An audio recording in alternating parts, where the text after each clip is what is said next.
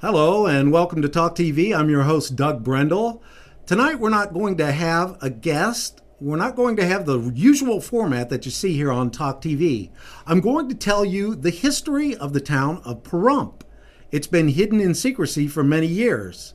Let's start with the early 1950s, the Nevada test site, and above ground atomic test.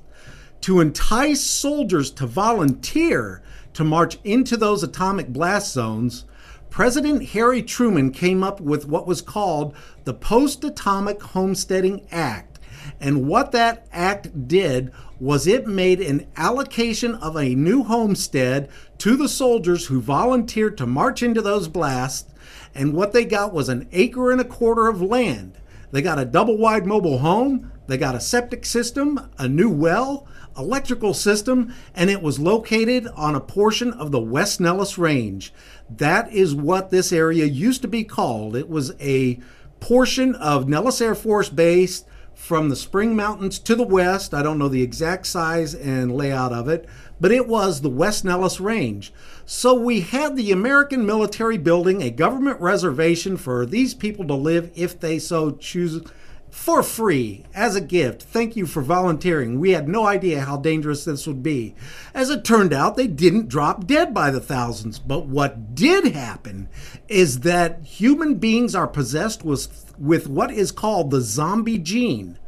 And if you carry the zombie gene and are exposed to high levels of radiation from an atomic blast, there is a very good chance that you will transform. The first signs, they thought that people were dying. It was a very calm death. What was actually happening was they were in their pupa state for becoming a zombie. They go into suspended animation.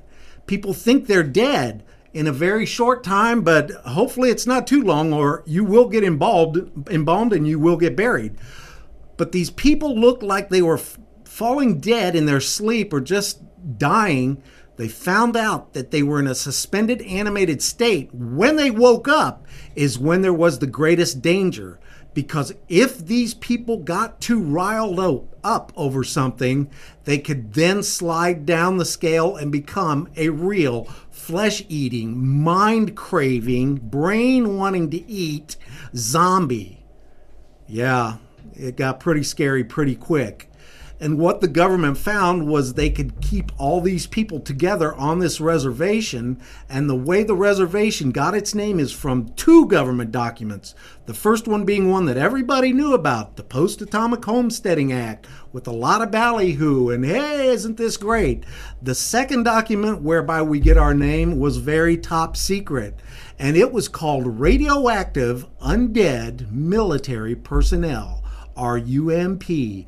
And no one's ever figured out where we got this silly name. Some of them still remember PAH, Post-Atomic Homesteading. Yeah, it was a great thing. It became very secret after that, and you couldn't get out here. Yeah, it used to be guarded.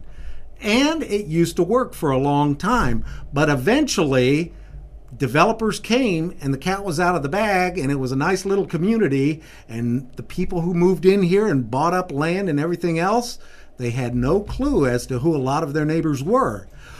I am here as a caretaker along with many others to see to it that they do not slide off into full-blown zombie.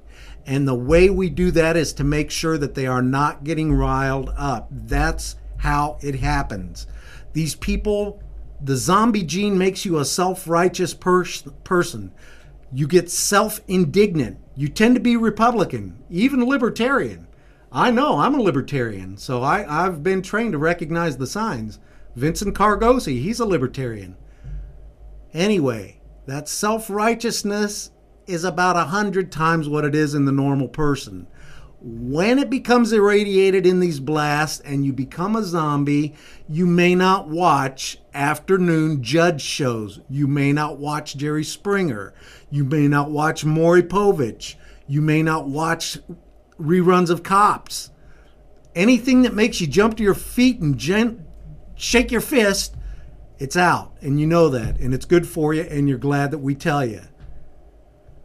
Anyway, we do health and welfare checks on these folks, and I would say a good 95% of the time, it's just a nice, pleasant visit with some friends. They're glad to see me, I'm glad to see them, and they're all doing well, and see you again in 6 months to 12. All good. It's those occasions where it goes wrong and goes wrong in a hurry. I'll tell you about that later. Anyway, make sure you're watching in the future for our brand new show hosted by Vincent Cargozzi, my fellow zombie caretaker. It's going to be called Psychosis, Television for the Disturbed Mind, and we will feature science fiction and horror flicks from back in the day. It's going to be great. Stay tuned.